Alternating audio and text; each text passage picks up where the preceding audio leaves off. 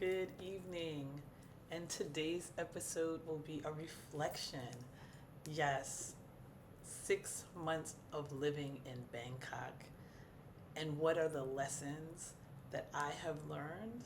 What has this season taught me or continues to teach me? So before I get started into this conversation, let me introduce you to the channel. I'm Dr. Davia. Welcome to Not All the Things. This is a space for success-driven, mature women of color. This is a space where I talk about work-life balance, wellness, and wine. And tonight's conversation is definitely a wellness one. If you're new to the channel, thank you for showing up.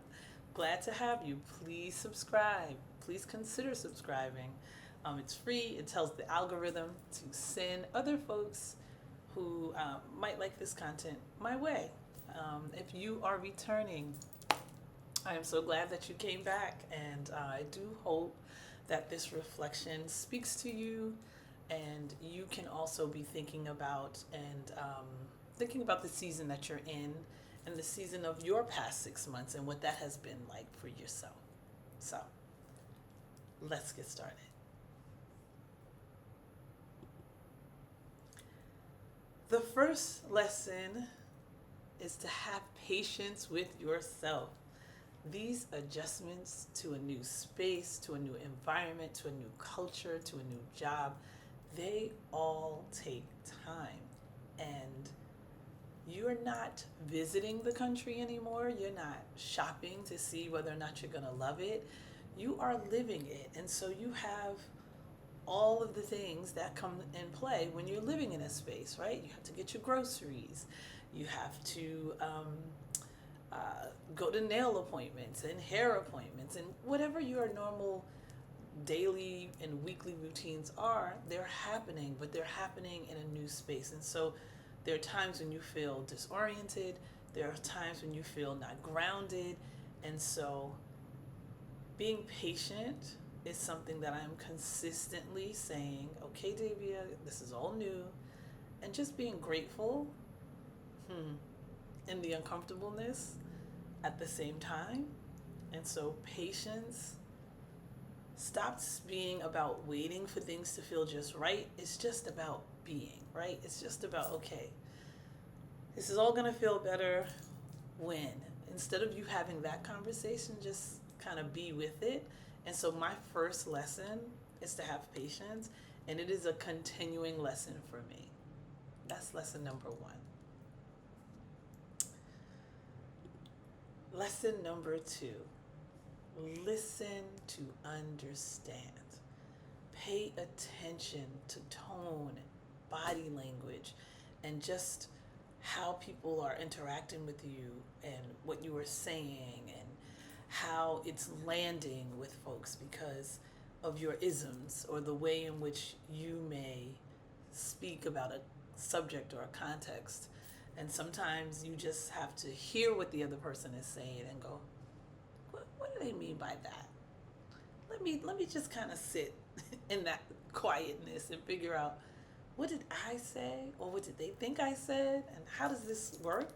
So this idea of listening to understand really can come to play in anything. It can come to play in work. It can come to play in relationships. It just kind of comes. So when I slow down my listening, I really can deepen the connection, or at least I could just try to truly understand how I'm being heard, so that if there's some misunderstanding or there's some cultural nuance in what I'm saying, that I can clarify, right? So this second lesson is really important because it requires me to slow it down, and to say, gee, did they not understand what I was trying to say? Or did I say something that means something different to them, especially in a new culture and in a new country? So listening to understand is my second lesson. Lesson three. This is the one that's so much fun. Treat yourself like a tourist sometimes. When you are living somewhere and you are going through the daily routine, you can forget to visit all of the exciting places. And when people are coming to visit, they want to go here and they want to see certain things. I had the pleasure of having Dr. Crystal stay with me for a few weeks, and she invited me to come to Chiang Mai. I had never been to Chiang Mai. It's an hour flight from Bangkok.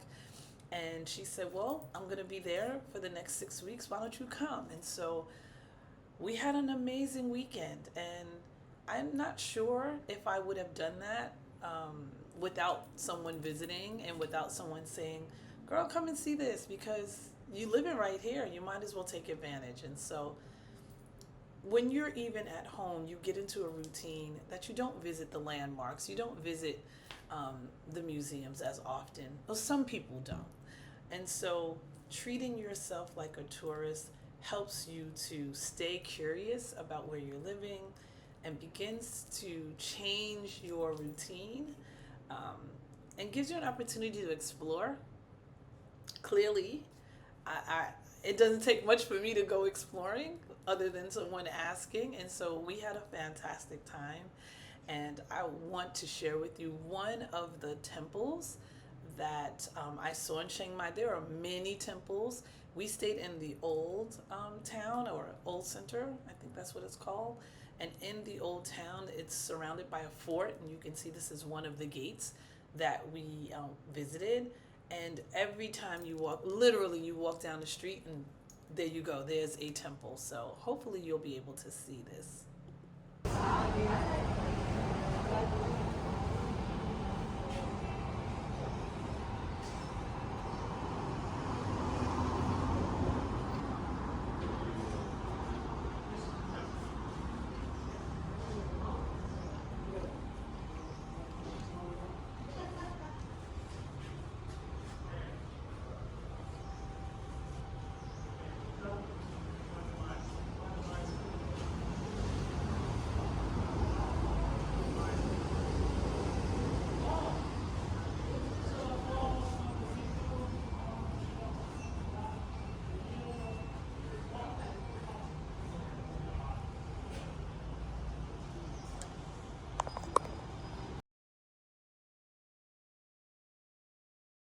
Into lesson number 4, slowing the pace down.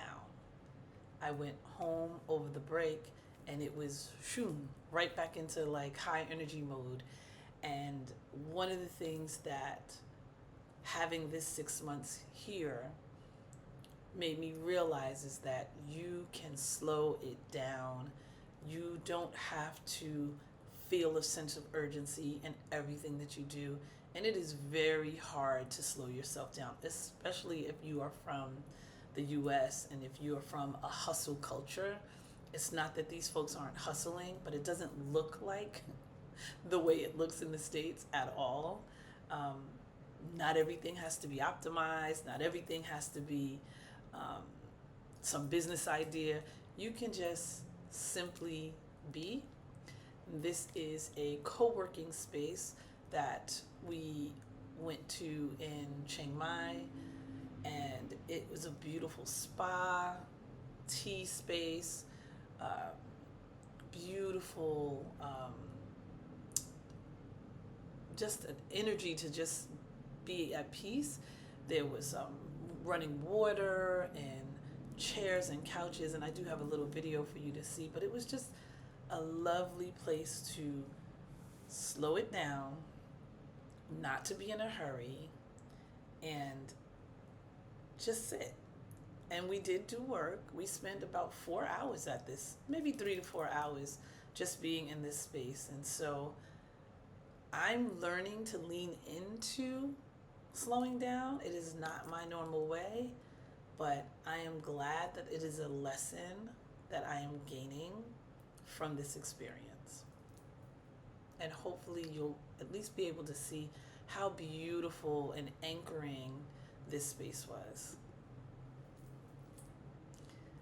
And there was all of this beautiful water sound. Unfortunately, you can't hear the water, but it was just natural light and all these trees, and it's just gorgeous.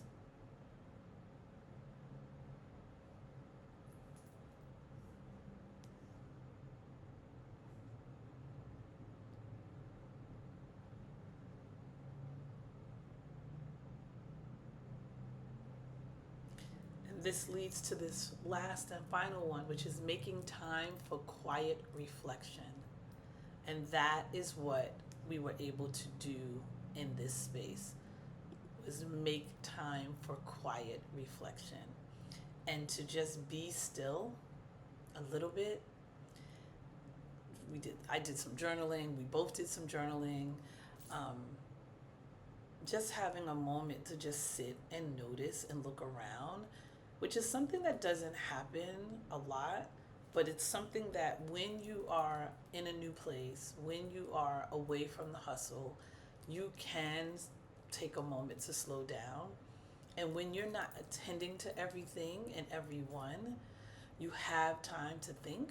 And that is a lesson for me, making time for quiet reflection. It's like my church time, right? It's like, nope, I'm going to church. I'm going to fellowship. So I'm going to be able to sit and be quiet. And so it helps me to hear myself a little bit more, at least to try and listen to myself. And it's not something that I'm used to doing, but it is a lesson that I am learning. So those are the 5 lessons that I've learned while being here. The having patience with myself, listening to understand, treating yourself like a tourist. I love that one. Slowing the pace down and making time for quiet reflection. You can do this even if you haven't traveled anywhere, even if you are at home. These are things that can be really helpful for yourself as you are growing and figuring out who you are becoming, even in this adult life. And so I am hoping that you all will come back to my channel. I am going to lean into a series around if you thought that you can't do something, how you really can. And that's what this 6 months has reminded me, that it just starts with a willingness to take a step and to have courage to do something different. And so I'm titling this series I Can't. Potentially I Can is really where it needs to lean into. And I'm going to shout out my daughter for planting this seed without even knowing it. So please come back. I'm going to have at least 3 episodes really kind of reshaping the idea of what you can't do and how you can really find some peace when you start to shift your mindset and shift your language. I put up Dr. Maya's video thumbnail because if you want to hear more about my 6-month reflection, different from the lessons I've learned, but just some nitty gritty about my job and about finances and about food.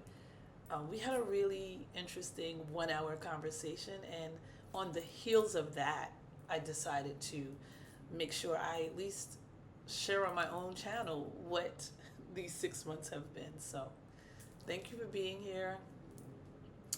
I'm going to say cheers to you all. Cheers, and remember not to be doing all the things. Okay, bye.